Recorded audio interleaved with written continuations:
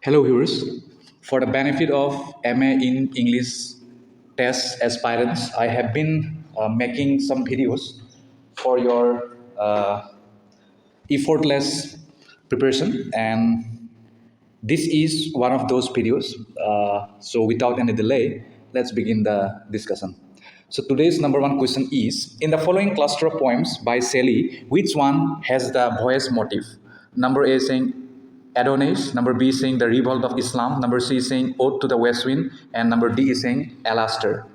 So the question, let me repeat the question again. In the following cluster of poems by Percy Bysshe Shelley, which one has the voice motive? Which one has the voice motive? Means where you will get the poem is connected with voice.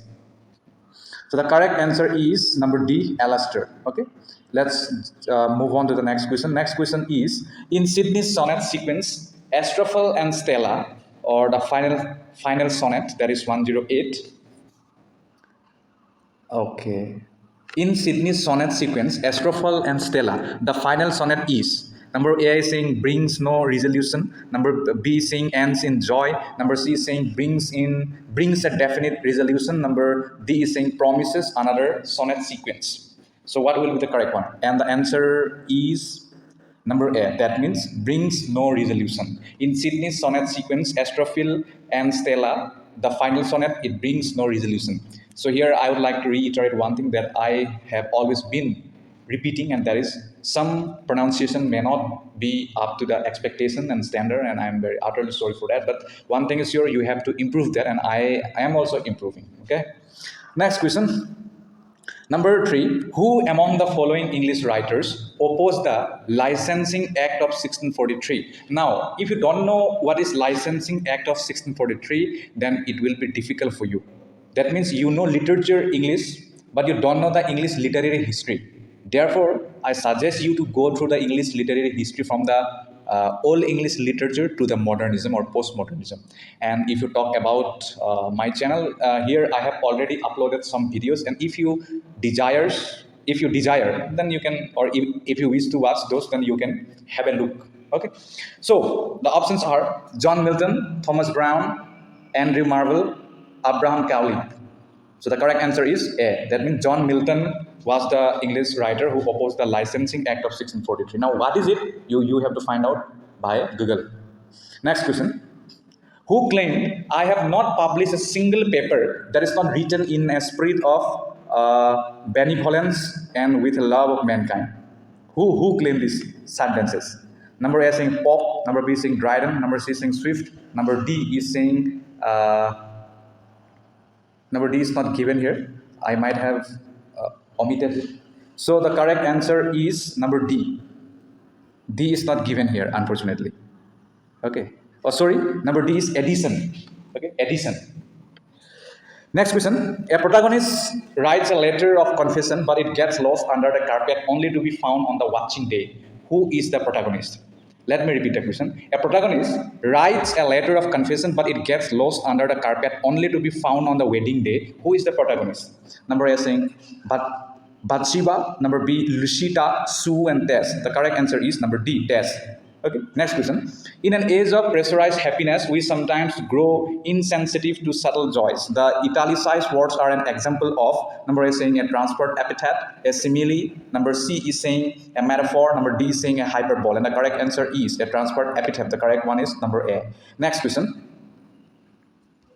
In Graham Greene's Bryden Rock, Hale is murdered with the help of Bryden Rock, which is a kind of sugar candy, a form of grenade, a baton, a kind of rock. The correct answer is number A, a kind of sugar candy.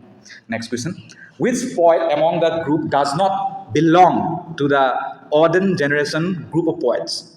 Let me repeat it. Which poet among this group does not belong to the Auden generation group of poets? The correct answers are Stephen Spender, Alan Lewis, Cecil de Lewis, Louis Mazzini, if I'm not wrong. The correct answer is number B, Alan Lewis. Next question. In Lord of the Flies, which character comes to realize that the beast is actually the evil inside the boys themselves, and it is what which is breaking things up? Number A saying Jack, Simon, Roger, Ralph. The correct answer is number B, Simon. Next question. Which text exemplifies the anti-Victorian feeling prevalent in the early 20th century. Number quote are given like this: eminent Victorian jungle book, Philistine Victorians, the way of all flesh. The correct combination according to the code is 2 and 4 are correct, 1 and 4 are correct, 3 and 4 are correct, 2 and 3 are correct. The correct answer is number B. That means 1 and 4 are correct. Eminent Victorians and the way of all flesh. Next question. What even allowed mainstream British theatre companies to commission and perform work that was politically, socially, and sexually controversial without fear of censorship? What even allowed mainstream British theatre companies to commission and perform work that was politically, socially, and sexually controversial without fear of censorship?